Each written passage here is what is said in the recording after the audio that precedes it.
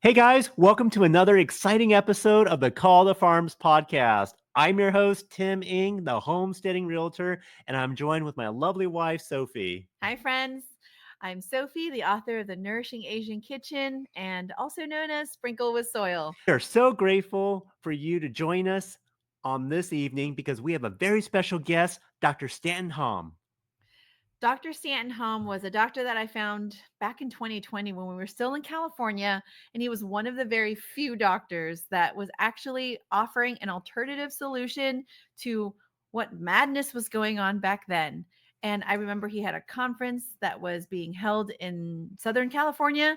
We couldn't make it out then, but I'm so glad that over the years we have reconnected, or we've actually connected because of the Nourishing Asian Kitchen. He had me on his podcast several months ago in 2024. We had a great conversation. So I encourage you to listen to his podcast at the Future Generations podcast. Dr. Stan Hom is a doctor of life, as he calls himself, but he's a chiropractor who practices out in Escondido, California, near San Diego. We had such a great conversation because you and Dr. Stanton have so many similarities from your not only your education, but back further of your like maybe even your childhood. I feel like you guys could have been best friends back then and you would have already skipped all the trauma and got to the healing. I know, like we hit it off right off the bat. I mean, we're both Chinese, we're both from California, and we both attended and graduated from West Point. And unlike a lot of our other classmates, we took a turn. We're still fighting for freedom. He's fighting for medical freedom, and I'm fighting for food freedom and food sovereignty. So buckle up. This is an electrically charged episode. It's extra long too. So tune in if you this is what you're into. You're going to love what you hear because we go into Oh, everything. almost everything very charged.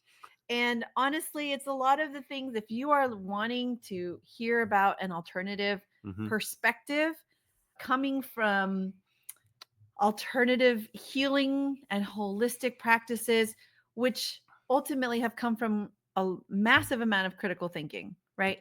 We're both homeschooling families. We've been in the freedom movement for at least the last 4 years together in this, but for us, it's been 12 since we had our children and started asking a lot of critically important questions. We also talk a lot about marketing and how important it is to understand the marketing that is happening in every single industry, not just from your medical, your education, but even the political system that we're seeing today. So we hope that you keep an open mind and hear another perspective that you might not have heard publicly, whether you're talking about your TV or your radio or even on Facebook and social media. Just put on your critical thinking hat and listen in. Yeah, this episode is not politically leaning either way. In fact, the why and what Dr. Stanton Hom does and why we do what we do is to train up the future generations, to train up our children and our children's children. So we hope you enjoyed this episode. We would love to hear what you think of it. Please comment below if you're listening to us or checking us out on YouTube as well. Enjoy this episode. Yes. And don't forget, we just started our new YouTube channel for Call to Farms. So if you are listening to this on any of your other podcast platforms, but you want to watch all of the idiosyncrasies that we have, check us out and definitely hit subscribe on our YouTube channel at Call to Farms. Thanks so much. Enjoy the show. Hey, welcome, Dr. Stan. It's been, well, maybe a couple of months and since you've had us on your Future Gen podcast, and we're so honored to have you on our show. I am super, super, super happy to be here, guys. I think the things that we just talked about as far as what we could talk about, I don't know if I could talk about that with anybody else, Tim. And so I think it's really exciting because of the unique backgrounds that we have. Absolutely. There's just this connection that we have both going to West Point. I mean, I know you were first team when I was a plebe, so maybe at one point or another, you probably yelled at me. I don't know. But going from there to how both of our paths just did a 180 from going career military to now. I mean, you are a champion in alternate medicine. And now I'm also teaching others on how to farm, how to homestead and grow your own food. We're just so curious as to what was that turning point for you. I'm just so honored to have you here, but please give a quick intro of yourself. Are you guys asking when I became a disgrace? No, I'm just kidding. I'm Oh, joking. I'm whoa, joking. whoa, I'm whoa, joking. whoa, No, no, whoa. because you're not a Like, real doctor. No. So thank you guys for having me. Call to Farms is really. I love your guys' podcast. I love you guys' movement. I love your unique Instagram platforms because I just don't know anybody who's doing what you guys are doing, and to the degree that you guys are. And so I'm very honored to be here. I grew up in Southern California.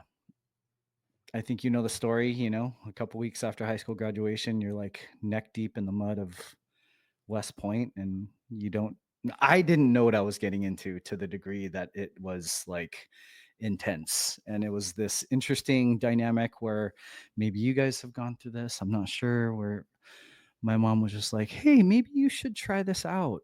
It's pretty cool. And, you know, you might go to war. Probably not.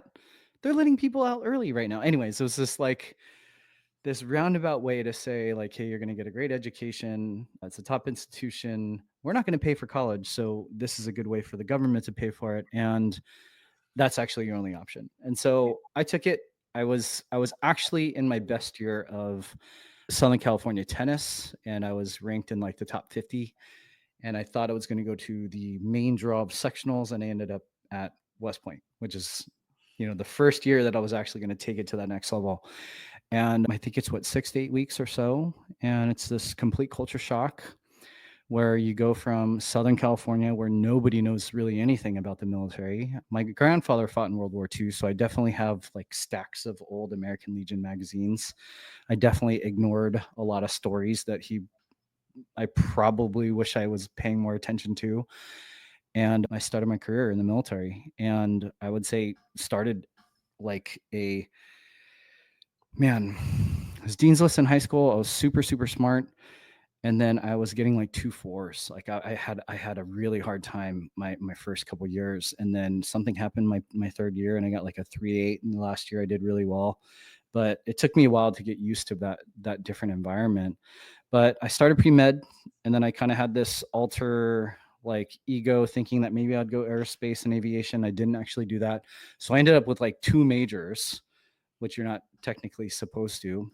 And I did okay overall, but I did Walter Reed, and I did my internship as a pre-med, and basically decided at that point, when I saw open heart surgery, brain surgery, I saw orthopedic surgery, I saw the best of military medicine, and I decided right then and there that I was definitely not going to be a medical doctor. It was really interesting. I had this visceral experience where I was like, this is so procedural. It's so amazing. I'm so impressed. These people are so smart, but it wasn't for me. It wasn't personal enough, and it wasn't the type of healthcare that I thought that I was going to do. And I think maybe at the time I was like maybe a pediatrician, which was not the most West Point like, you kind of get made fun of. But then I decided to go into the field artillery. And I realized that I didn't want to spend my entire career in medicine. I have some friends who are the top oncologist in Army medicine right now, and they're smart, and they're still exactly the same as they used to in terms of brilliance, but they generally don't love life, to the degree Mhm. that maybe I get to today. Right. And so graduated, served 5 years, and 2003, 2004, I was in Iraq, and in the ramp up to Iraq, kind of saw the interesting dynamics of, now looking back. In the time, I was like, I don't want to get 6 anthrax shots. Like what is anthrax? It's like this whole thing with 9/11. Remember 9/11? Like getting out of the shower, we're all young lieutenants at Fort Hood, and my roommates are cursing at the TV. We're watching like the planes essentially hit the World Trade Center. And it was this crazy moment as young, like butter bars, young lieutenants were like, oh shit, like it's on. Like 3 weeks later, my roommate Nate, he was, I think, in 282 Field Artillery in First Cav. He was gone in 3 weeks. And then we never saw each other again. Like we literally never saw our roommates. We had 5 roommates. We never were at Fort Hood again at the same time. He's alive. That sounded like maybe he died. He did not die. But I never saw my roommates except the ones that were in my unit. Again, because we were just constantly like on deployment. And then while I was in Iraq, I was like, what am I going to do with my life after I get out, right? What are we going to do?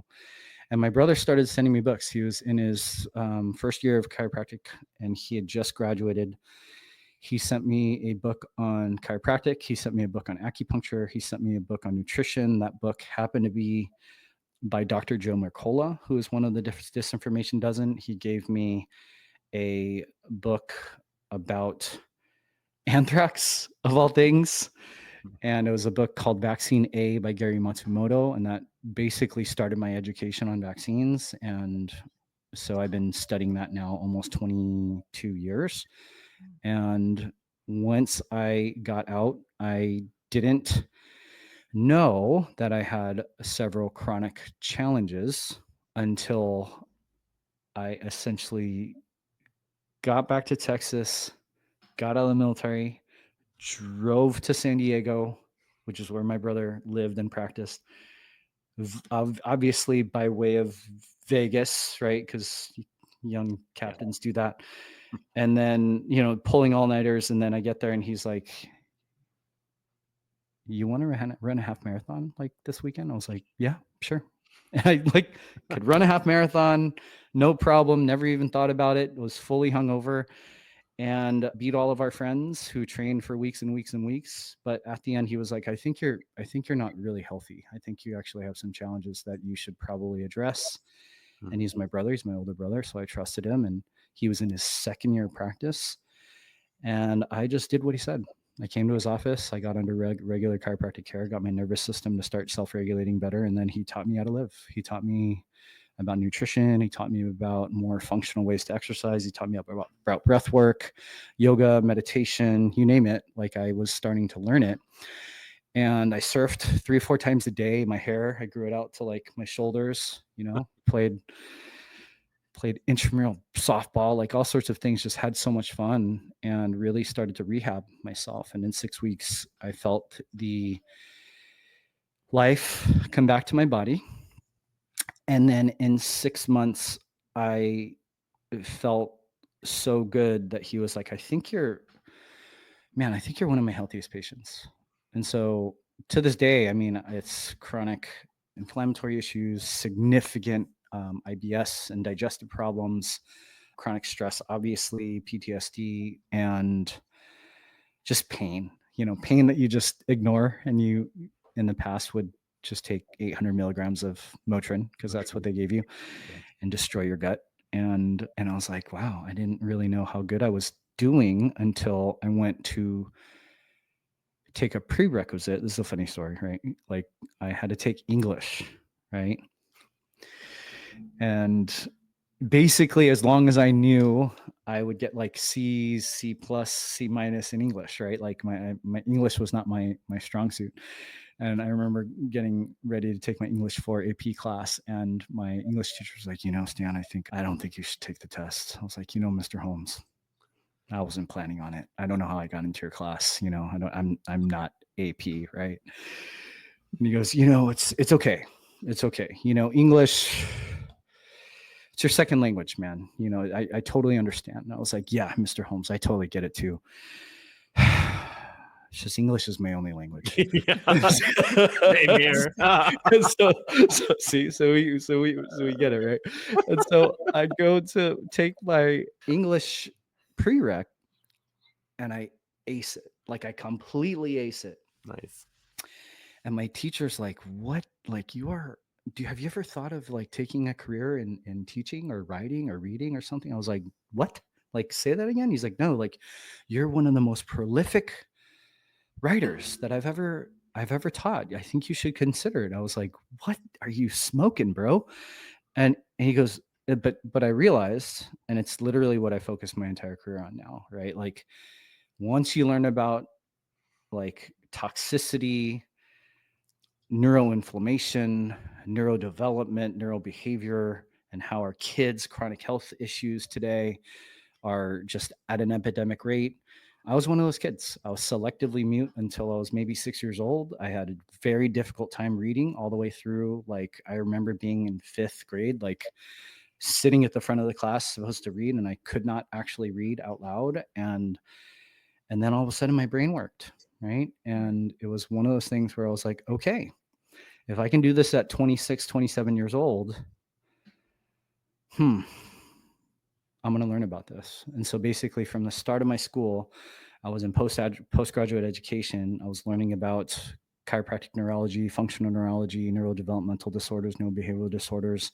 learning how to help these kids essentially start to heal. Because as I was learning about vaccines and toxicity and all those different aspects of things before I went to chiropractic school, I was like, oh my gosh, this is this epidemic rise in children. And so I started that education as soon as I started grad school.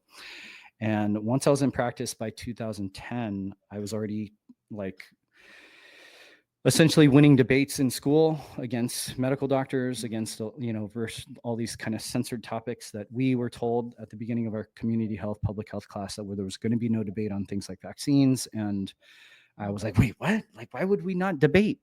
And I basically brought the conversation, not because I wanted to be inflammatory, but because I could tell right away they didn't know anything. And so I was winning debates against medical doctors in chiropractic school because I educated myself, and I was technically a grad student and a layperson. And so when it came time to go into practice, it was a no-brainer to teach parents about that, because it's often the most asked and not asked question, childhood vaccines, because they're afraid of shame or coercion or that kind of dismissed out of a pediatrician's office. And so I was that sounding board for them. I was a sounding board, and I was an educational piece. And then COVID came around, and like in 2019, I was like listening to all the rumbles, and my team was like, you know what, people are really scared out there. And I was like, something smells funny. And in 2019, I was like, wait a minute, we haven't shut down flights from China. There's 38,000 flights, 38,000 people coming a day. Oh, it's already here. And then I just saw it. When you're in practice long enough, you start to see like your community start to express certain things. And I was like, oh, it's gone. Like our patients are actually already like through it. And so, how do I teach them that they actually are supposed to be in public now, because they are, quote, immune, and they might be. And I was just like going through all these like kind of philosophical, like logical, like reasoning. And I was like, I think we're obligated to be in public. I think we have some natural immunity to share. And it was this crazy thing that like by the time January through March, I had already come to the conclusion that like, one, there was a vaccine coming, but two, that I had to prepare my community to do something different. And so that essentially led to virtually everything that we've ever done. We started the podcast by mid-year 2020. We're 300 episodes in now. I think at one point we were in the top 90 in kids and family, and then in the top 30 in parenting. And then we got deplatformed twice. So that, you kind of lose all of your ratings. And we have had 3 live events, Heart of Freedom, 1, 2, and 3, with upwards of 2,200 people in public here in California in the wake of a lot of the different, lockdowns and shutdowns and not censors, but curfews and all of that. And that's essentially where we find us today, is that as we, in my opinion, celebrate Bobby Kennedy and, the Baja movement, this is like a really crowning moment for a lot of us that have been in the fight for a long time, especially you guys. The conversation of like regenerative agriculture, and the conversation of how we're actually treating the earth and the soil, and Joel Salatin being, front and center in a lot of us. I think is it Thomas Massey that's in a high level position at this point. Like, there's so many reasons to recognize that all the work maybe we've put in, and all the sacrifice, and all the, all the targets that we've actually, all the arrows that we've taken are maybe worth it. Yeah. Maybe worth it.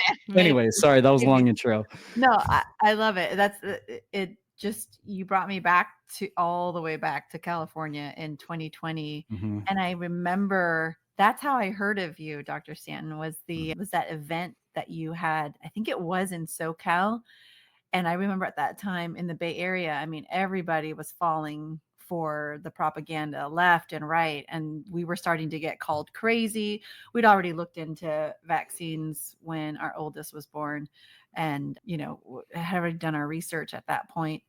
But no one was really standing up, at least in the Bay Area.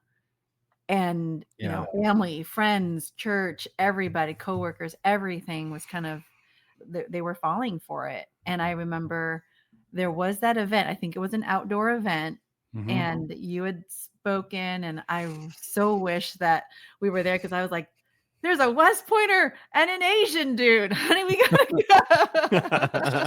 go.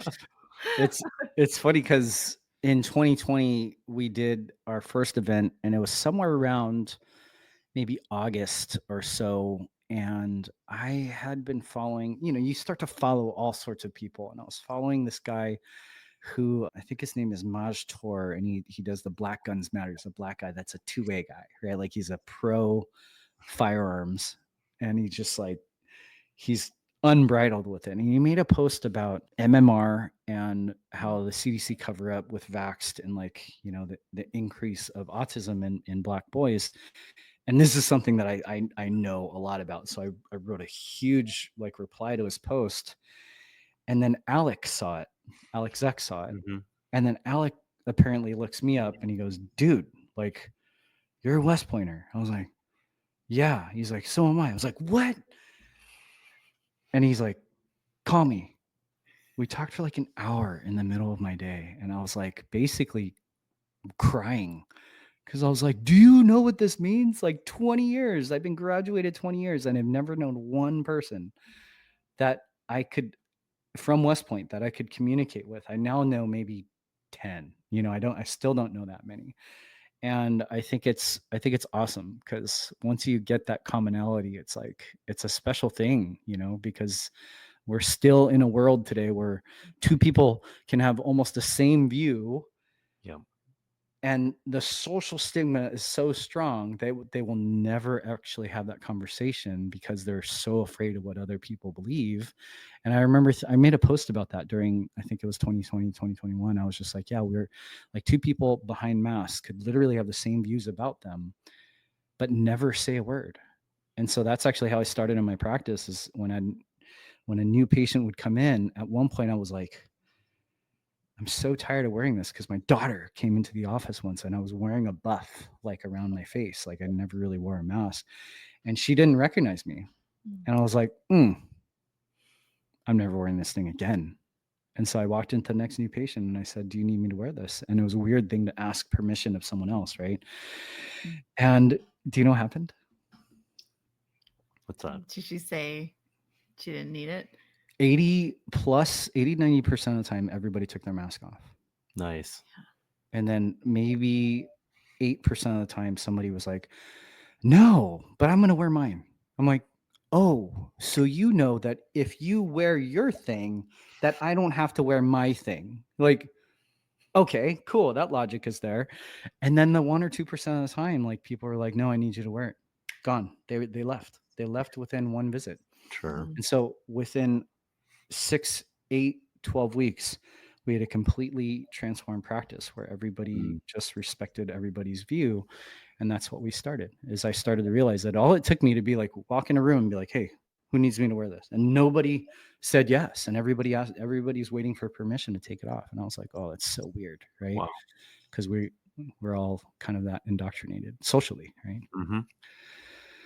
Yeah, this whole 2020, I mean, yeah, it was unfortunate that we all had to go through it, but on the other side, I do see so much more positive because, right, you started your practice or the podcast around that time. You started speaking out. That's when we started Call to Farms too. It's just that's when we started farming, and we never had, it's just we never had done it before, and just the instability. But I mean, we never dreamed of doing this before. Yeah. Out of necessity. Yeah, exactly. And Yeah. I'd say that you guys are still in the fight. In fact, it's a different fight. It is a different fight, but you're the true warriors behind it all. It is a movement, like the Maha movement, sure, but it's so much more than that. Yeah. And I think, yeah, it's just It's still a fight for freedom. absolutely it is. No. And it's a harder fight. No. I appreciate you bringing up the events though, because I honestly at the time didn't. I knew, but I didn't. Like, you're just in it, and I was really just here to serve my community, and really, like, we started our first event, and it took us forever to find a venue. It was 12/12/2020. That was the date of our first event, and we ended up finding an old news station that was owned by a Russian, and he was just like, "So, what are you guys gonna do here? Like talk about Bill Gates?" And I was like, "Whoa, dude, do you want to speak?" Right? All And right. we had Dell, we had Tommy John, Alex Zek, we had Nurse Aaron, we had a lot of these people that became like really, really big platforms. And Judy Mikovits was attending, like she was in the crowd, and That's people cool. called, like people who were speaking were like, "Hey, Judy, stand up." And it was like super cool because we were like, whoa, like people are actually coming to our event. We thought we were going to sell 200 tickets. We sold 800, and then 11 plus 100 people showed up. And so we knew, because I was in the wake of Newsom's curfew, that Yeah. we were like, oh, weird. Like, people want this. Like, people are going to come out for this. And so then we did our second event at Awaken Church, because they were one of the first churches to really like speak out down in San Diego. And we had like 1,600 people, and then we took the third one out to the public. We took it into Liberty Station, so very, very highly trafficked. It's an old military installation, now just obviously like a commercial shopping center, but it was very public. And so we had Bobby, we had Dell, we had Kevin Jenkins, Sherry Tenpenny, a lot of the people who have just paved the way for so many of us to like just awaken our minds and to everything that's going on. But people were walking by in public, and they're like, "What's happening here?" And they were just like, "Oh, interesting." So we ended up selling 2,000 tickets, but we had some 2,500 people that were just there because it's a very frequented shopping center, and we kind of themed it like reclaiming the territory. Like, we wanted to take back like what's ours, essentially. Like the land had been taken over by all these legislators. And so I didn't know how far it was getting, because you don't know. You just see a mission, and you see something that you have as a viable event or thing that gets people to awaken more, and then you just do it. And then at the end of the day, like it kind of had ripple effects everywhere. So I appreciate you sharing that. It was inspiring to you guys. Oh man, it was such a visceral time. Like you talk about it. We talk about it as if I can still feel like it was yesterday. It was like the Newsom curfew was really what did it for us. Like the lockdowns and the curfews. And I remember thinking, okay, so what's next? Like martial law? Where are we going to go with this? All the grocery stores shut down. Right. And I mean, like we're doing a series now on our podcast, and we're interviewing mom because she's 77, 78 this year. And I Cool. wanted to document her journey from fleeing communism from northern Vietnam. She was from Hanoi in 1954. Then she went down to southern Vietnam. And then from there, she again fled in 75. And I would say, when we left California, a lot of my parents were, a lot of the issues where they were saying like, slow down, calm down, everything's going to go back to normal.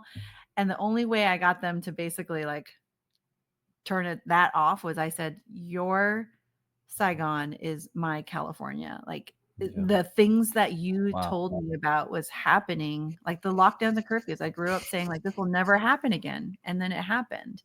And so it's just like, now we see a lot of the legislation is kind of spilling over through a lot of America. So it doesn't really matter where you are. It's just, it matters like, how hard are you going to fight for your freedom and your sovereignty? And you are still in the lion's den. You're still in California fighting that good fight.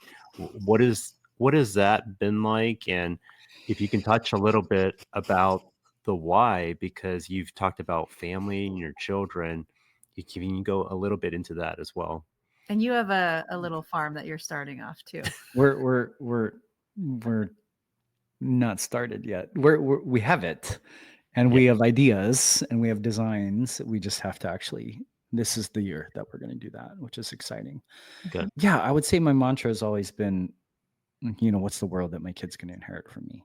Mm-hmm. Like this logo is the silhouette of my daughter, right? And Mm-hmm. like I remember somebody was like, "Do you want to keep that picture?" I'm like, "Yes, I have to keep that picture. It's my kid, right?" Now I have 2 kids, so maybe I need 2 silhouettes. I haven't thought about having 2 kids, right?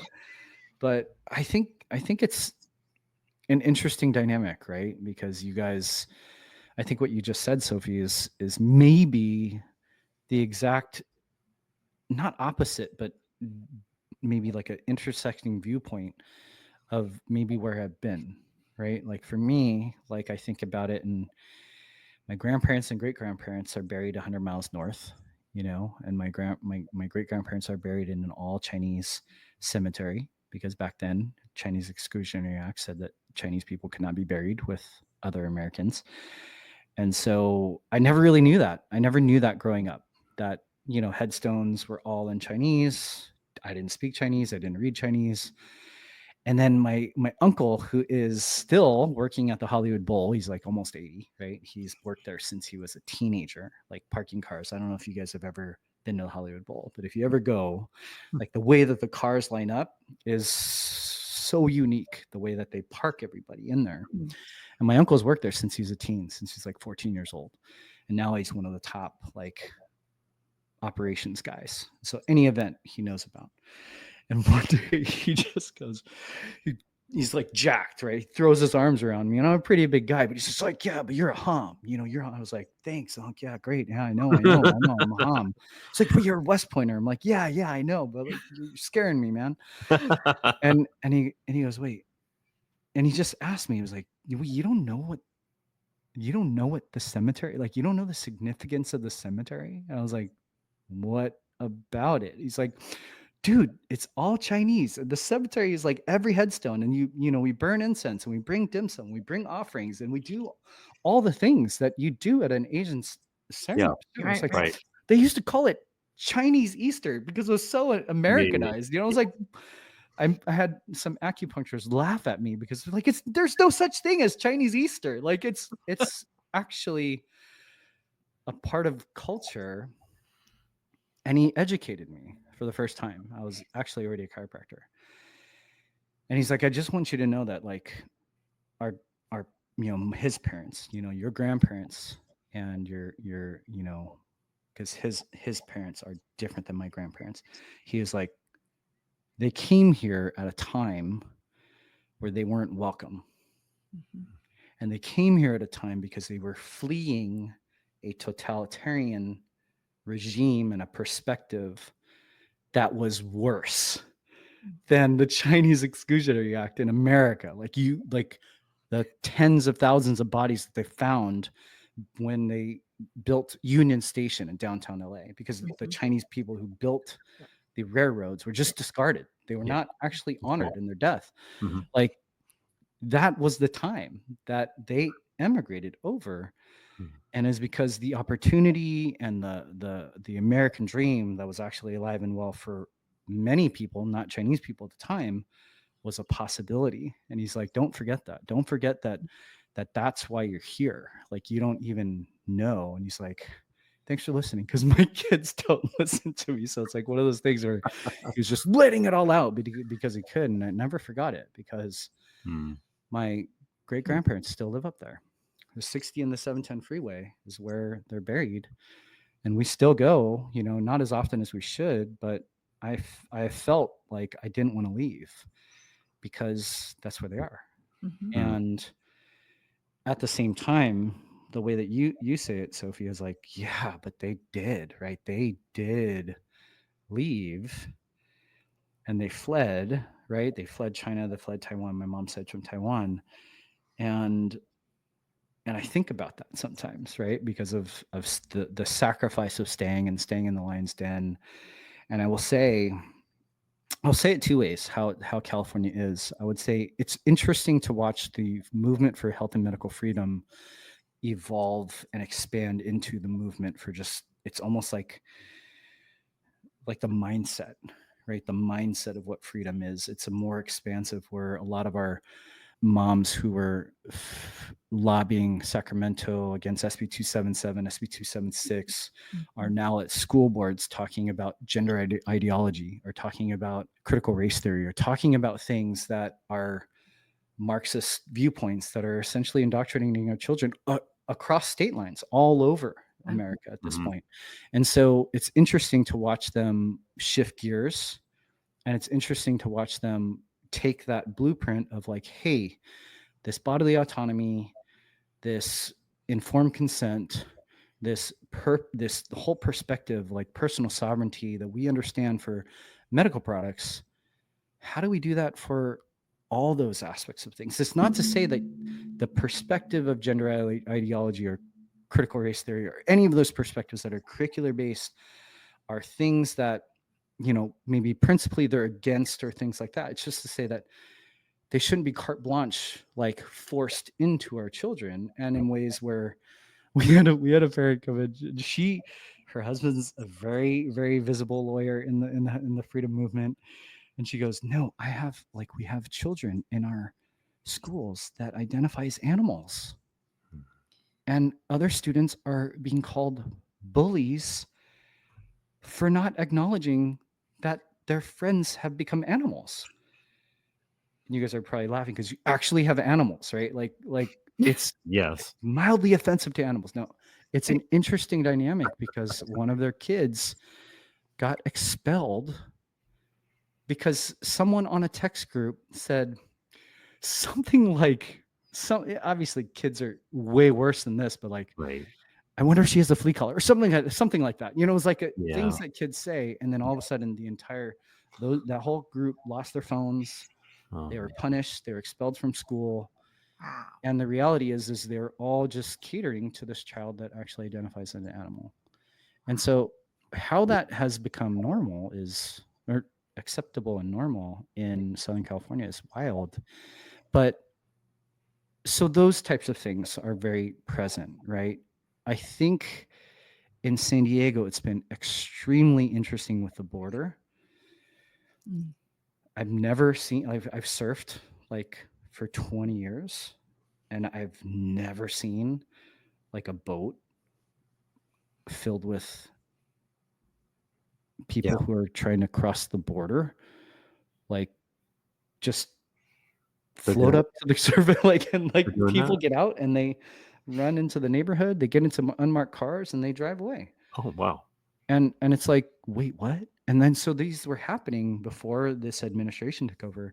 They're happening like weekly, like full on jet skis and boats, and people like literally, like people mostly military age males, mostly like of either Chinese or Middle Eastern descent, and they're like literally flooding into the county.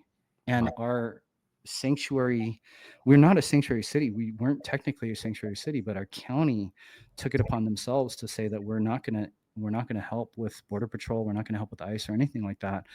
And it's affected people in our community to the point where like these, there's increase of violence, there's increase of home invasions, there's increase of all sorts of things.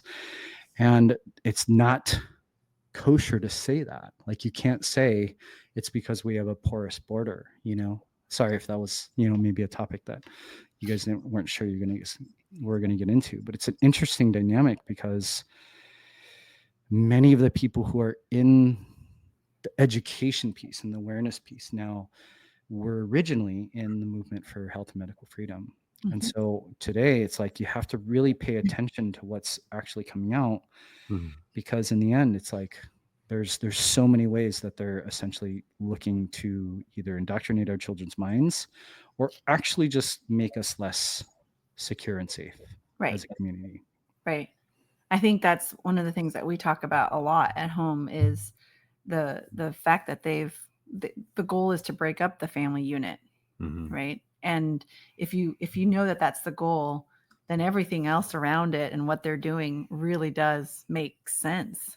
I was one of those moms at the Capitol for SB 277 and 276, and I feel like we're still at the front lines. Like, you can't rest. We have we've heard so many parents out here who are in the public schools talking about the same things. And I never thought that It would come here. it would come here, and we're pretty remote where we're at. And I'm glad that you brought up, I mean, we're not going to shy away when you're talking about the porous border. I mean, that's Yeah. something that's real. That's something that's happening right now that you're not going to see on the news. And so you have to bring it up. Yeah. It's interesting because I'm in a couple groups with West Pointers, and it's honestly things that I can't bring up with them, because they're so indoctrinated in the other perspective that they think Orange Man is bad, and they think like everybody else is a bigot, and you're like, whoa, this is crazy. This is actually just a border. Like, and so in San Diego, we have we have such a robust network of freedom fighters. And one guy who I interviewed recently he grew up on the border as a young kid riding dirt bikes. He knows the dunes, he knows the land, he knows everything about the border. He has a single greatest collection of artifacts that these people who are crossing the border have left behind, so much so that the government they want it, and he's obviously going to be more amenable to this administration than the previous one because the previous one just ignored him. But he has now a whole team. He has a whole team of ex-military because he's ex-army. I think he made fun of me because I was a field artillery guy because he's a Black Hawk door gunner. And he has an entire team that is literally surveilling the entire border right now. And he shows people. He commandeers cell phones, breaks into them. He's in their Telegram chats. He's watching the chats. He's watching the multiple languages, the multiple cultures, the multiple avenues to actually come into the country legitimately that literally make our communities less safe. And it's, in many respects, a different version of an invasion, that is not, it's a little controversial to say, you know what I mean? And so it's interesting because down here, he's just a kid. He was just a kid that grew up on the border. He knows everything about it. So he knows the wall, and he knows where anybody could get in. And now he's an ex-army guy and is actually an ex-respiratory therapist during COVID. So he's extra awake to everything that's going on.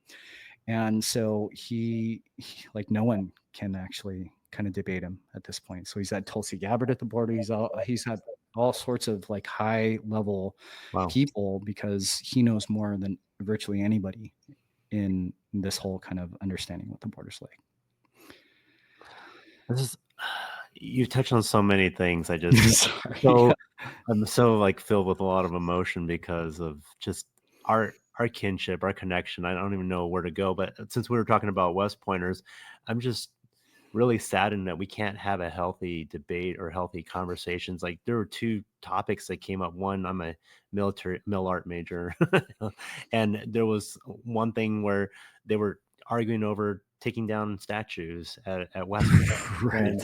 And I got passionate about it because we don't want to erase history. And so it just, and just more recently where they're talking about the DEI and they said they wanted to close down all the clubs. Now, I think clubs are great. That's what we had. But I guess one of my classmates wrote up a piece and he buried a lot of things in there that I didn't exactly agree to. But the clubs I think are okay. But just a lot of the other things that they put into it, it's just, we need to have healthy conversations, healthy debates.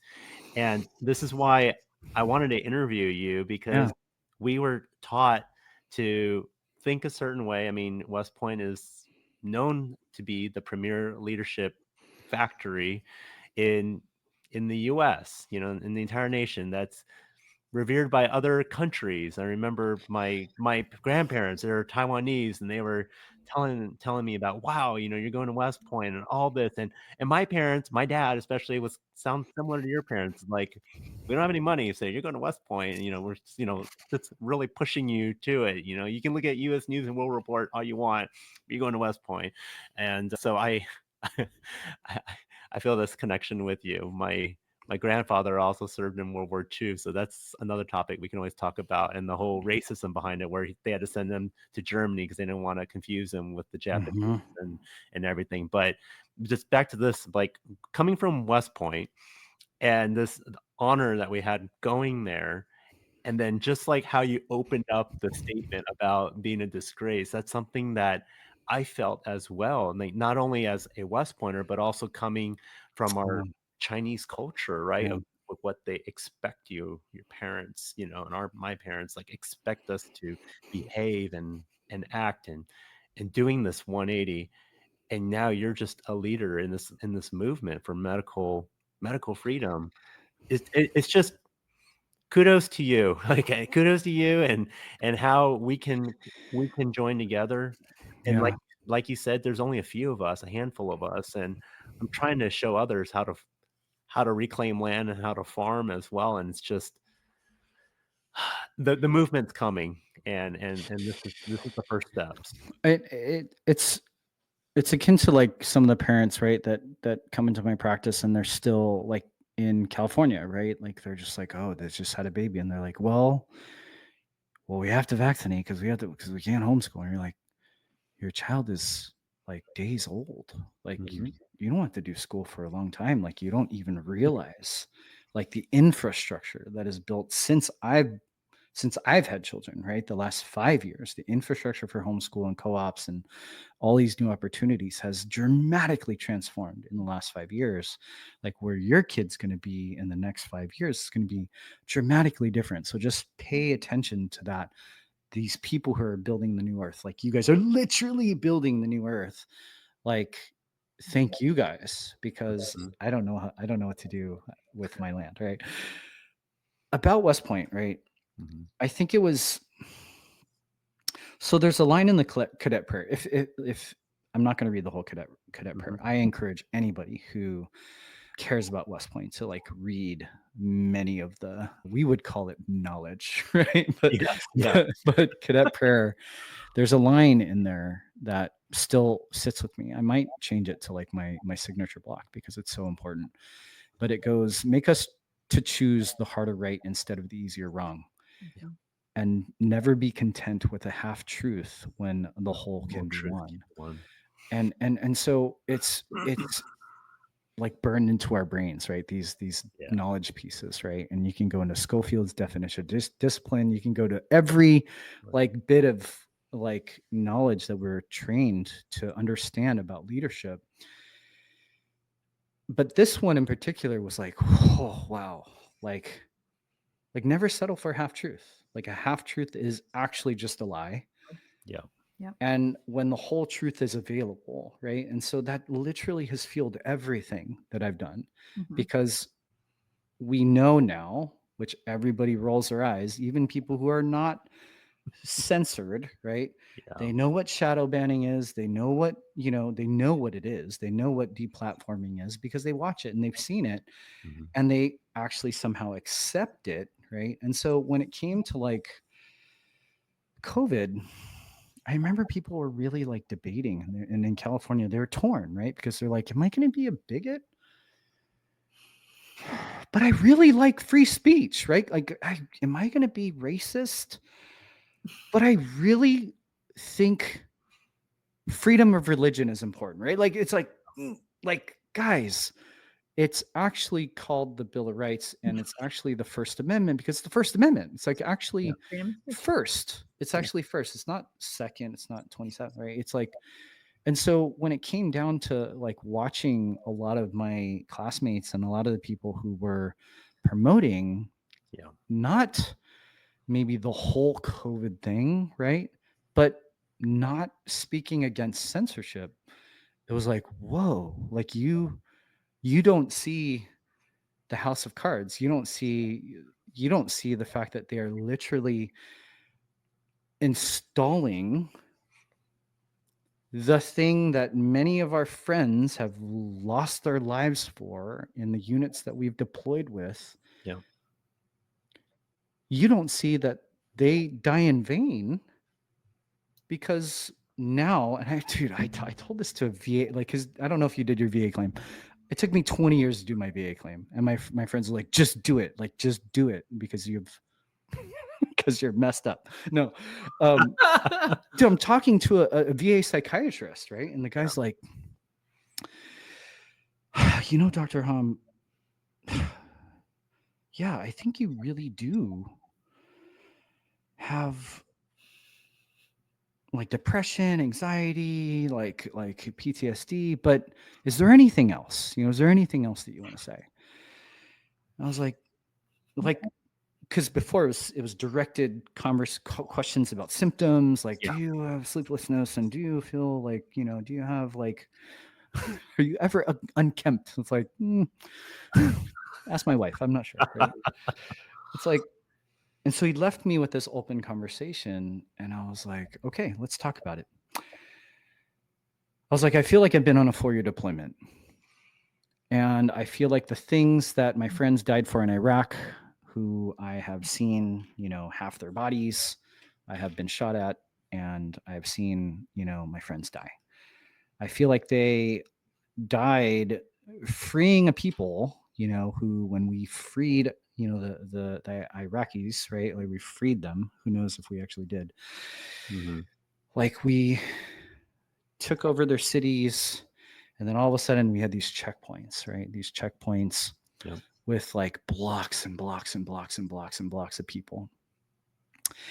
And they would line up and they would just ask us like for passes. And we're like, wait, what do you mean passes? And we're like, what do we do? And so we just like grabbed a piece of paper out of our notebooks, like our green notebooks, right? Yeah. Yeah. Rip a piece out, scribble something on it, hand it to them, and they'd be like, thank you. Mm-hmm. And they would leave. We're like, where the hell did they go? That was their permission. That was their permission to leave their city, because that's what the Ba'ath Party was. The Ba'ath Party was so tyrannical that they could not leave their city to go to a neighboring city without permission. Wow. And so they immediately lined up. And so I told this guy, I was like, so now we're at a stage of the world where we have not only normalized, but we've paraded and we've celebrated all through Hollywood this pass that my children will never have. My children will never have a vaccine passport. And so now when we go into restaurants, there is a region of the restaurant for those who are accepted. And there are those maybe who sit outside or who sit somewhere else who are not welcome. And so we've not only brought in censorship and loss of free speech, we've not only brought in loss of freedom of religion or the freedom of assembly, but we've literally marched in and paraded in and celebrated in segregation that became not just normal, it became worthy of shaming and coercing your peers in public. And that's somehow debatable, right? That's somehow censorship worthy. That's somehow like you will lose your platform because you're talking about the thing that is somehow America, right? And so at the end of the day, like when I have people who want to debate me from West Point, I kind of don't have the time of day for them anymore, because it's they show their cards so early. And once they show their cards, I'm like, ooh, like this is not even a debate. There's no debate that could happen here because they're so indoctrinated. And I can ask certain questions, but it doesn't matter because it triggers in, some sort of belief that is not aligned with the things that we were actually taught, right? Name one country or name one, you're a middle art guy, right? Like I couldn't name them, right? But name one era of the world where censorship was on the side of good people, of the good guys, or any of the tyrannical totalitarian was actually on the side of the good guys, Right. It actually made me question like everything that we went through with 2020 made me re-question history. And I'm like, I can't believe I majored in it, because now it just blows my mind. And my children, they don't have a good grasp of the American Revolution, the Civil War, because now or World War I, World War II, which I really love to study. And it's almost like a little embarrassing because I'm like, well, Daddy, didn't you study history? I'm like, I did, but we'll read some Tuttle Twins, but I don't know. Daddy doesn't know now because history is written by the victors. I mean, Yeah, obviously these it's events true. happen, but why and how? And it's like I'm still exploring, I'm still researching because it's really shaken like everything up. It's like I don't know. It's like it's just a reawakening. I mean, It, we can it, talk about a lot of different things, but yeah, just and that's just we almost have to do that though, right? yeah. Yeah. Because I think at this point, Yeah.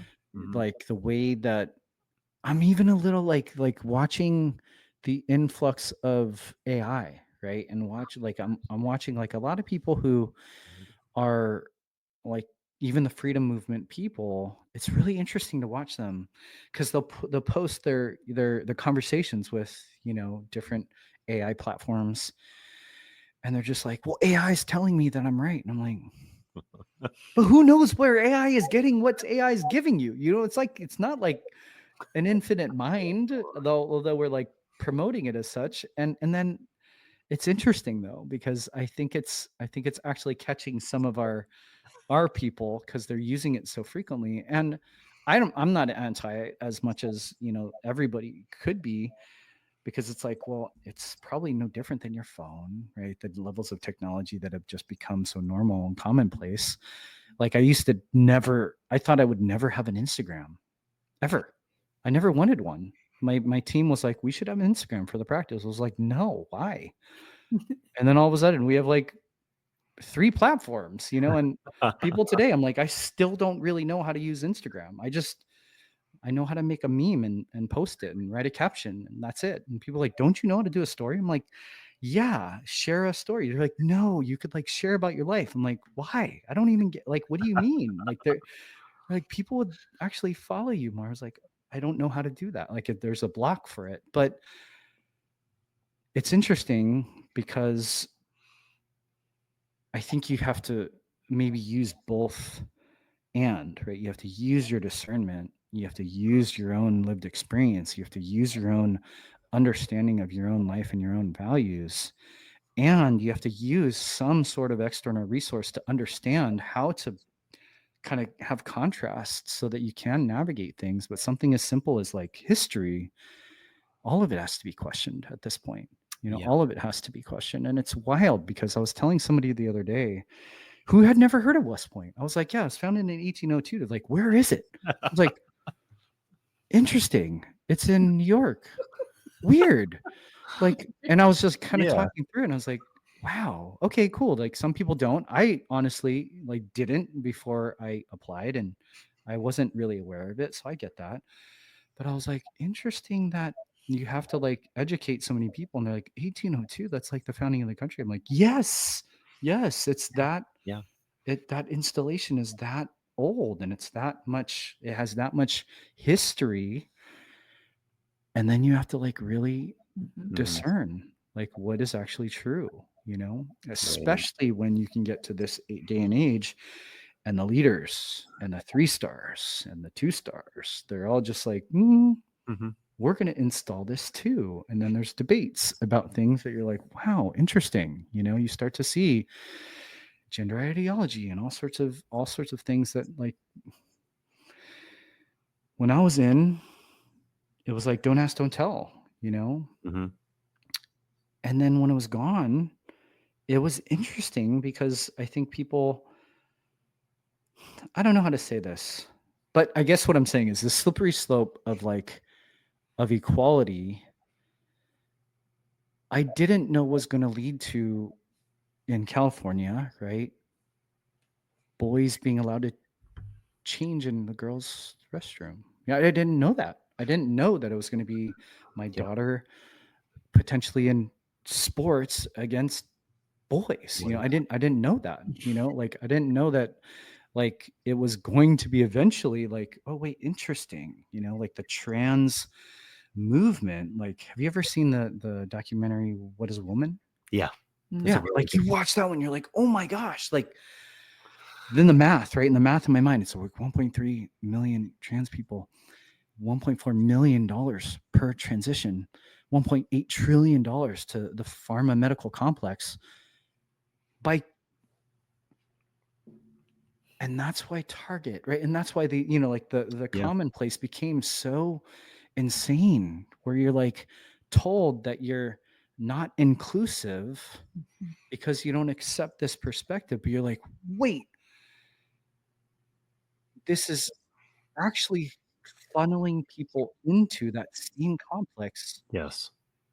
with no informed consent, Mm. with no like real like, but it's bodily autonomy. It's like this gnarled way to kind of shift things, but you don't realize that that's what maybe DEI actually is a part of. It's very intricate as a part of that inclusivity part that is somehow in the military, right? And then to remove that is a heated debate, right? Mhm. I'm watching Yeah. it, Yeah.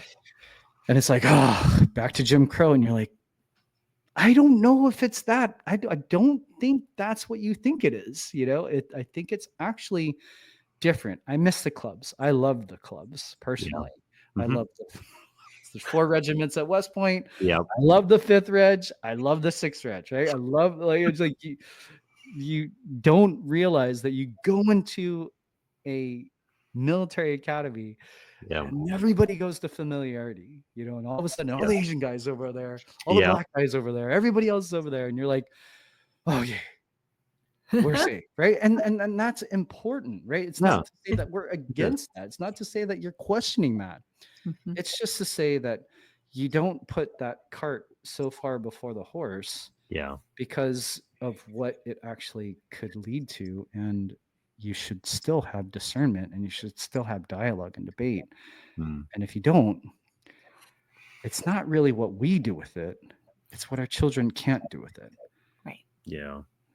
They don't know how to discern to the degree that it is in California, right? Because if you don't, I don't think this law actually passed, but it was a conversation that if you don't accept your child's gender ideology, then you lose your child, right? It's like, like Mhm. that's, I think, on the ballot in Maine right now. And I think that's why the president actually, threatened to pull funding from Maine. It's wild, right? It's wild that is somehow like something that our children are going to have to deal with. And so that's, for me, also why? Because what is the world that my children are going to inherit from me, right? And then it was like, what kids, like, what are the kids, like everything we do in our practice, everything I teach about with health, what kids is the world going to inherit from us as parents? That's right. But it was a mission I knew I could tell immediately. And this is something also from Iraq. I got to Iraq and I started because we had 3 months orders, right? And whenever you get orders, Tim, Mm-hmm. they're always exactly right. Like you get 3-month orders, you're going to be home in 3 months. No. But as a young lieutenant, I was like, I wrote on my wall a calendar, right? I wrote 3 months, and my E7 comes in. He's like, sir, he's like chuckling at me because he's like looking at a young lieutenant deployed for the first time. He's like, you might as well write 12 up there. I was like, 12 what? He's like, 12 months. And I was like, Yeah. wait, what are you talking about? And we went home in 11 months. He's like, just look at Europe, man. We never leave. And so what that led to me was like, oh, interesting. This is going to be a long war, right? I felt like I was on a 4-year deployment talking to that VA psychiatrist, and we're still going, right? And I don't think it ends, right? And so we get to the end. I don't think I finished that story. So I No, get to that's the end of what I'm that about to ask. conversation, and the VA guy's like his face is like white. He's like, I've never heard anybody say this before. I went to his website because I looked him up, and he's got like partially works in Kaiser. He's got like he had all the things that were like pro COVID. I was like, you give me an opening, I'm giving it to you. Oh my gosh. Did he Go, Mac? Dr. And he Stanton. goes, dude, I've never heard that before. And I was like, I think I'm a little bit sad that you have never heard that before. I was like, because how does that make you feel, what I said? He was like, Turn I- the So you tables. turned it on the He psychiatrist. maxed you out now. I- Maxed you out. Yeah, you're crazy. he's like, like he's like, you're probably one of the most You definitely have PTSD. But he's like, but you're somehow so eloquent and you could speak about it. I was like, I think it's because I'm a healer, man. I think it's because I'm a doctor and I know how to like self-regulate a lot of Right. these things, but I'm jacked up, man. Yeah. And Yeah. these are things that you maybe aren't creating a space for your veterans to express their actual disdain about, because there's more of us today that are awake to what's going on than you've maybe ever seen. We just are also censored, right? We're censored from our peers, we're censored from ourselves, our own social stigma. And it's insane because we're watching the things that our friends have died for. We're lucky to have lived through the things that our friends did not. And some of us have survivor's guilt for that. And you don't realize that there are people today who are being pulled into this kind of whatever jail, this censorship jail or whatever type of jail, being targeted in their communities for certain things, for actually fighting for the things that our friends have died for. And my children are now not welcome in restaurants. Chew on that. You know, like how DEI is that? How inclusive is that? You know, it's like these mind, like this person, I'm just watching, his face goes white, his jaw's on the ground, and he's just like, I don't know. So I got my rating, you know, it's like, oh, interesting. Thank you for asking, I guess, you know. But the truth is that, right? The truth is that it's been hard, right? It's been hard to take the role that I have, because when you're sometimes surrounded by people who just want to go back to normal, who just want to just let it, like, just let it go. You know, that for me, the type of blueprint that I have is I can't not take my eyes off the fact that this mission and this war, physical, mental, emotional, spiritual war, that is targeting our kids, is going to outlive them. I can't wrap my mind around that more. Yeah. And I couldn't tell people that more, because not because I'm crazy, although I am, but because that's the truth. It's just the truth. The truth is that this whole kind of era, right, with this tech era, is gnarly to think about. Like, and this may be too much information, but I'm like, I don't miss Biden. I don't miss Kamala Harris, right? But a part of this thing in the back of my mind is like, somehow Elon Musk is everywhere. I'm just saying, you know, he's doing a lot of good things. Doja's doing a lot of good things. But I'm like, that dude, if he were to play tyrant, I'd be pretty scared of that dude. You know, like, I'm not scared of Biden. I'm not scared of his cabinet, you know. Dr. Stanton, you're on the right Yeah. path. Yeah. You're on the right So path. somebody like Joel Salatin, right, who's a known libertarian, you know, and you're like, ooh, like, that's actually the thing. We now know that that is the blueprint for the future of humanity. Okay, yeah, let's just celebrate. Let's be happy for where we are today. But that's what I mean. Yeah. It's like, you have to think You have that you have to think about that side too. Yeah. There's you hit the nail on the head when you talked about discernment. That's actually what, you know, we were at a gathering today, and someone looked at us and said, yeah, you guys are very conservative, as a positive thing. And I actually had to correct, because what were we talking about? I think it was around what's going on with federal workers, right?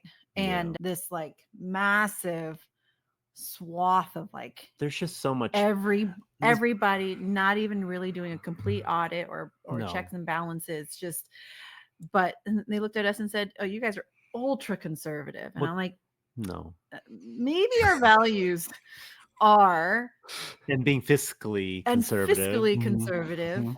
and this freedom movement, or this health movement, that somehow it's like it's a thing now. But we didn't have a label before. We were just like, how do we just exercise our sovereignty?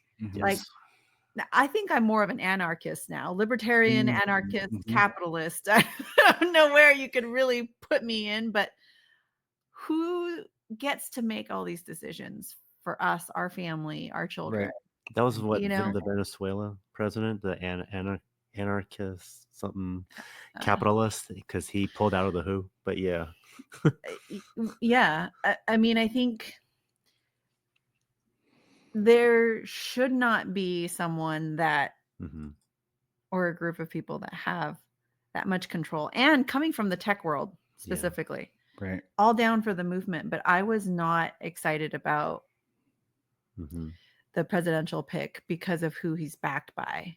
Hmm. And I know that because I worked in Silicon Valley. And Gotcha. so it made it very, I mean, like, although the Maha movement, great, and I'm down with that, but I also see where we're going with AI. And actually, the second day of the new presidency, right? We Mm-hmm. had Sam Altman on with Mm-hmm. Larry Ellison from Oracle. I mean, Mm-hmm. these are the people that I watched from the Bay Mm-hmm. Area and know quite intimately what has been going on. And now we're talking about mRNA vaccines, Mm-hmm. detect cancer with AI. And I'm like, here we go. And we don't align the way we vote and politically, like over the last several elections. And it's just like, Mm. it's just really, you have to just pray for discernment, because there's, Yeah. and to see what's going on with the federal government Yeah, and the employees, I want to you touch can talk that about that, but because like there's such a movement now to just completely just annihilate, like, all I federal feel, employees are bad. yeah, and I feel like that's a bad word, misinformation, but it's like it Mm-hmm. is, because everything that you do see on whatever, X, Twitter, Instagram, there's so much hate against federal employees, but it's just like the institution they hate. They don't like bureaucracy. They don't like what Mm-hmm. was done to the current administration in the past. But believe it or not, the majority of federal employees are veterans, and Mm-hmm. they're just trying to do their jobs. And Yeah. to do like a whole swath movement of everyone go back into the office and we're just going to axe people and just indiscriminately just hire one for every four that we lose. That's not based on merit, like what they're Right. promising. And they're just looking for ways to cut. And you and I know, like from the military, this is a knee-jerk reaction just to get the metrics up for the quarter and just to show progress. And it's ruining people's lives. And the worst thing is people are actually celebrating it on Right. social media. Well, this is Right. what exactly I studied psychology. I got my master's in clinical psychology. I worked in digital marketing in the Bay Area, growth marketing specifically. And so even driving through billboards during 2020, and I was saying, hey, look at that. Like, it's when you're driving down the freeway and it tells you like there's a huge accident on exit No, 12 or whatever, that it actually says, go get it. go get a booster. Yeah. I'm like, Mm-hmm. why is that the thing to put on an emergency Mm-hmm. board on the Mm-hmm. freeway? And so same thing with this is I'm always, Mhm. encouraging the children to look at it. What are they trying to do? And you cannot take the face value, like what they're pushing you for, and that emotion. Like, if you ever catch yourself feeling emotional about something, like, yes, absolutely, down with this, down with that, pause Mm-hmm. and question that. And that's one of the questions that I asked my mom. I said, what did they do? What was the first thing that they did? And she said, when communists took over Vietnam in the fall of Saigon, That's right. they got rid of all the government, Mm-hmm. Mhm. right? And so I'm not saying that there may be a Mm-hmm. correlation, Mm-hmm. but there may be a correlation to what's Right. going on, because it's And happening. if you didn't trust the federal government before, and you thought the federal government was too big before, like, it is gnarly watching It's not. how massive it is. And it's not massive maybe in number, but it's massive in its tentacles, in its Mhm. reach, Yeah. right? In the Hydra that's actually able to just carte blanche, like Mhm. erase things, delete things, call things out. And it's not to say that there shouldn't be accountability, Correct. Correct. but Yep. marketing it as such Yes. Yes. blindly is insane. It's Yeah. insane. Yeah. It is. And like, it's just fascinating, right? Like what Mhm. you keep saying, it's interesting It is. because you can see what the propaganda is and where they're going because of everybody else's reaction to it. that's what's interesting, because I'm like, I'm not going to fall for this, because this Mhm, is a very abusive mhm, relationship mhm, that we have with the government. And mhm, so if you know the tenets of like a narcissistic relationship or an mhm. abusive relationship, you kind of know how to navigate this a little bit with a little bit more discernment. Mhm. And then it makes you wonder somewhat, right? It's because if you've been to Sacramento, Mhm, you know Bobby, and you know Dell, and you know these guys that have been a part of our movement, which, in many respects was driven. Like if you were at SB 276, SB mhm, 277, you know the ratio, right? The ratio of people who mhm. come out Yeah. for medical freedom, for health freedom, for informed consent is thousands of times more than people that come out for Right. medical tyranny, right? No families come out for medical tyranny. It's people in white coats. It's people Mhm, who were bussed out there. It's people who are paid to go there. mhm, And then you see this, these leaders who then they're like in DC now, and you're like, mhm, interesting. That mhm. alliance was like, it was Yeah. like exciting, but it was also just like, what is happening? What is happening? This is interesting, Mm. right? Because I don't, and interesting is, it reminds me of, have you guys ever seen that movie, Captain Fantastic? Yeah. Yeah. So like the dad is like, interesting's a non-word, right? You can't use the word interesting. It's like frightening, man. Like what the hell is happening? Come on. Like you're doing the thing that they did, but better, right? I think I'm not sure. Like I like when they played tyranny because they were Obvious about it. Oh, well, they were yeah. Right. well, I think they're just as obvious, but they're better marketers. Better marketers. That's it. That's There it exactly is. my point, is they're better marketers. It's the same playbook. If you think about it, Oh it's the same man. playbook, and it's all the emotion. That's why I'm like, you have to watch your emotions. If you Mhm, ever find yourself getting caught up and like mhm. going with the same direction, and also follow the money. Yeah. Absolutely follow the money. Well, this reminds me of like, I don't know if you guys have ever heard of like the journey that chiropractic has against like Rockefeller medicine.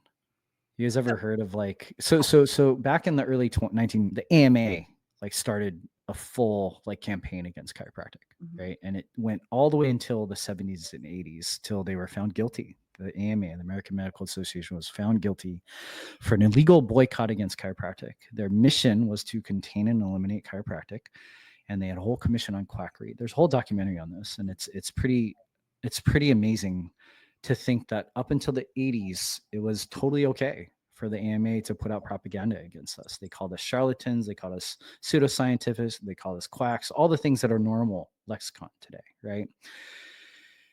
The original strategy was to incite division. So they would infiltrate into our profession, and they would literally create division in our education, in our science, in every aspect. And that division was somewhat already there, because some people were, recovering medical doctors. There's different philosophies, there's 300 different chiropractic techniques. So there's a lot of like, oh, I'm better than you. But it was a calculated divide that the AMA still to this day, chiropractic is a radically polarized Mhm. profession where there are people who want drugs, there are people who want pharma, they want to wear white coats, they want to wear stethoscopes around their neck, they only want to be, they want to prescribe, they want to be in the medical system. And there are those that are way on the other side that are just like, let me hang out with the regenerative farmers, let me, talk about self-healing, let me talk about all the energy medicines, homeopathics, all the different aspects of things, and let's watch the body heal itself. But the original division, which is what I believe they're trying to do with families, which is what I believe they're doing with societies, which is what I believe they've done, very calculated, right? They would take one medical freedom and then they would overlay gender ideology, and then they would put, red versus blue, and then all these different divides and polarizations. And now it's like, well, we don't know what side anyone's on, to accept All you have to do is have an election, and Yeah. then people choose. Yeah. And then all of a sudden it's like, you're all in on this or you're not all in on this. And I'm like, I think that's the thing that they want us to do, that Mhm. we probably should have some more discernment and Mhm. maybe not Yeah. do, Yeah. because that dude just said AI technology and mRNA vaccine for cancers, and they just created turbo cancers. Yes, And that's on the exactly. presidential stage. Like, is anybody seeing this? Right. Exactly. And if they don't call it out, like if Bobby, right, if Bobby doesn't call it out in the first like few weeks Yeah. of installation, Yeah. then what do we trust? Right. Exactly. Then we got to go back to the truth, which is we trust ourselves, Yep. you know, Yeah. and we trust our beliefs, and we get land from Yeah. Tim. That's right. Get And land. I'm a little go partial. off grid, man. That's right. I'm a little partial to ChatGPT. We checked yesterday and we said, "Who's the homesteading realtor?" And Tim Ing. I'm like, "That's right." Keep feeding that. No, it's funny because like we moved up to Escondido, right? Like we lived in central San Diego, La Jolla, 7 minutes from the beach. Practice was downtown San Diego, and we moved. We moved to Escondido, Northeast County, right? It's still a pretty big city, 150,000 people, but you're you're out there, right? It's different. We moved here, and people call Escondido like the city. The people from this region, Northeast County, call Escondido the city because in Fallbrook and Ramona and Valley Center, it's so far out there, right? It's not that far. It's like 10 miles, but like it's like consciousness. You go so far out there where you ain't gonna like tell these people anything. You go up to Ramona. I just interviewed, you should probably interview her. She's awesome. Her name is Chloe Navarez from Truly Happy Hens, egg farmer, right? Because there's that egg shortage, and there's this avian flu, and there's this whole thing which we talked about, right? Like she was like, yeah, like a migrant bird has to come to your farm and infect. I was like, what kind of bird? She's like, I don't know. I was like, does this happen? She's like, not on our farm. It's good, like, it's like, why do you think? Well, we're clean, and it's like, oh, terrain theory. Like, Yeah. but up in Ramona, I had patients that would come down my practice in San Diego, and they have this thing because you have to go up the hill, you have to go up like the grade, and there's only a couple roads in, only a couple roads out, and they have farms, and they have water, and they have all the resources, and they'll shut down the roads if San Diego gets that crazy. That's right. And that's Mm. freedom, right? That's freedom. Like, and I was like talking to them, I was like, I didn't realize that I was moving to the other city. She's like, it's just gradients of city, like you don't know until you're free. You don't know until you keep going, until you're Right. actually off grid and you're actually out of that blueprint or out of that radius that is how they get you to some degree. You could have, which we do, we have some acreage, but it's like, Yeah. we're still pretty close, and I could probably set up my own, I haven't done it yet, my own home protection and set up little Yeah. sniper points. You could do all that stuff. I Okay. maybe should, right? Yeah. But it's crazy. It's crazy to think about, right? I think all things point to the things that you guys were so brave enough to do, right? You took your family and you guys literally took all of you and you moved into that area to include your business, to include like writing a book, to include homesteading, to include your whole like arm of real estate, like is an alignment with that same value structure that I hope is profitable, and I hope it's actually working, because at the end of the day, I think that's where everybody is actually being called to maybe not discover, right? I think it's an uncover, right? I think it's an uncovering and a remembering of what that true freedom is, which is not the thing that they're trying to tell you on the idiot box, right? Not the thing that they're trying to tell you from a podium. It's the thing that we actually know inside of us that we have to remember and we have to safeguard, right? Because that's how our kids are actually going to carry that. I think that's Thank you for that, Dr. Stan, Yeah. because that's exactly why we're doing what we're doing, and Mm. Yeah. we're not making a profit. I'll tell you that. But the main reason why we're doing that is because we're training up generations, training up our children. And I'll tell you one thing, that there's no gender ideology with our animals. They know they know where they stand on the farm. But to be, I mean, just to be honest though, like what you're stating right now about being in Escondido and how that city has grown, a lot of my clients come from cities where they thought they moved out to Hmm. the country, and the Yeah. city just started getting larger and started Yep. Developing. in enveloping them too. And it's like, well, this is now too big. Now we need to go. And so where do you stop? You keep moving and moving and moving. And then we've got, where we're at now, and we like where we're at now. And it seems like everything's 20 years behind. That's great.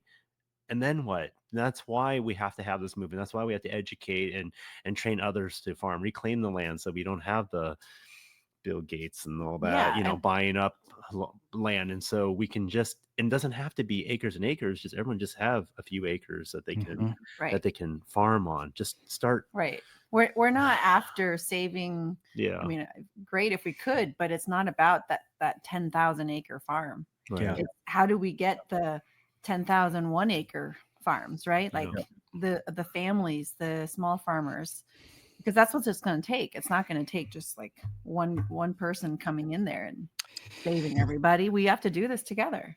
But there's an aspect of it being a community, where if I have my space here, but everybody around me doesn't, Yeah. it's different, right? Like That's right. I think you shared on our podcast when I interviewed you guys, like you guys have your network of people that Yeah. back to barters, and back to systems that actually worked for sustainable communities back then.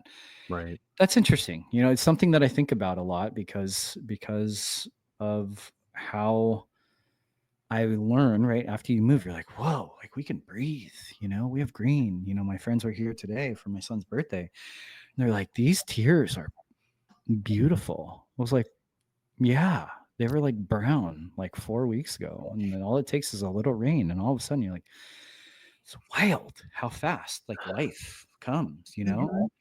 And then, but then you look around and you're like, like no one really does anything with their land at all, Right. But if you go out a little bit further, everybody does something with their land, and it's wild to see just the contrast of different communities. Not to say that I want to move. It's not. I love our home, and I'm excited at this opportunity. It's just the things that you think about, right? If Mhm. you're maybe fixated on what tyranny is actually coming forward, it's maybe a neurosis that I should probably get some help for. Oh my gosh. I really love our conversation this evening. What are you working on next? What do you have cooking? Probably the most exciting thing that I'm working on right now is a course that's coming out. I would say that over the course of the last 15 years of clinical practice, I kind of embody the thing that doctor actually means. Doctor means teacher, like the Latin root means teacher. It doesn't mean, I usually joke in my practice, it doesn't mean do what I say. Don't ask me any questions and take these pills forever, right? That's not what doctor means. And so if that's what your doctor does, then maybe you should find another doctor, right? And so I've considered myself an educator and an inspirer of just a trajectory change, right? Most of our families are kind of beelining down the statistical realm of like this chronic illness, right? And then they find us, and then all of a sudden there's maybe a degree shift, and a degree shift doesn't seem like anything after 6 weeks. But after 6 months, after 6 years, after 60 years, you see a trajectory change. And I think somebody made the analogy, if you are flying from here to New York, and you're a degree off, like when you get to the East Coast, you're like some 150 miles off, right? Just 1 degree. Mm-hmm. But if that's your health, and your health is mostly beelining towards chronic illness, and you change just a degree and you're consistent with that change, like you will be a dramatically transformed human. But if you do that with your family tree, you dramatically transform your family. And I believe it is through education. I believe that it isn't just a habit change, right? Most people think about behavioral modification and changing the habits. It will never happen if you don't change the actions that you take. but there's a whole kind of mindset piece that if you don't understand the indoctrination of the system, right, the medical system and the pharmaceutical driven system, then you may find yourself in the same situation with a different, with the same beliefs because you've never actually changed those. So I've taught patients this kind of perspective over the last 15 years. And I would say that the thing that we do know is that the longer that our families are in our practice, the healthier they are, the greater the percentage that the children are in the practice, because sometimes they come in when kids are older and they have staggered years. And then some are actually just born through our practice and they don't know any other healthcare and they're just wildly normal, right? We just say normal. They're like, are my kids ahead? We're like, no, your kids are normal. Every other kid is just chronically ill, right? And so you're comparing them to, and if you have, I'm not trying to marginalize anybody, right? I don't like to shame or marginalize any family's perspectives on where maybe you have been and what your kids may be going through, because our kids have our own challenges too. But we do know that there is proof in the pudding, right? And the proof is that our practice has virtually no chronic illness in the kids that come through our practice, and the kids that come to our practice with chronic illness reverse it. And so we're called future generations because if kids not only learn to live better, but learn to understand better, then when they find their spouses and they grow their families and they have more consciousness around conception, around birth, around postpartum, around children, around babies, around development, around learning, around all those things, that cycle continues in a completely different way. And so the course that we're releasing is essentially 15 years of information, and it's structured in a way that helps families kind of start to unravel a lot of these different actions that and habits and behaviors that they've maybe inherited from generational ideology of indoctrination of healthcare and belief systems. And so it's three phases, 3 modules. One is like an essential phase where it's like there are things that you absolutely must do.